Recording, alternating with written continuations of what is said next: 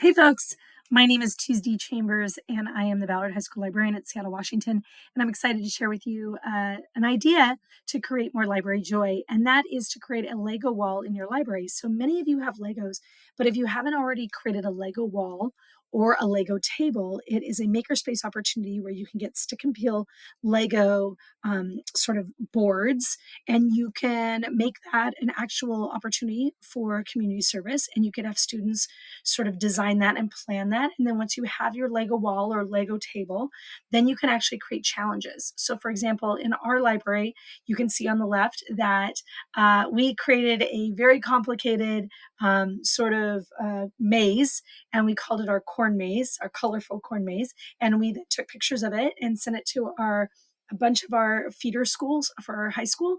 And then we had them time themselves and see how long it would take them with these pictures of this maze, take them to get through it. And so we try to do challenges every holiday, every anytime that students come up with something fun. You see on the right there, there's a bunch of winter-esque holiday experiences. That's from Madison Middle School with Stacia Bell. In the middle, you see a fantastic four-leaf clover. So any ways you can bring Legos in, it has a nostalgia factor and it creates library joy, and it appeals to all sorts of kind of students, and it's a great way to get people together.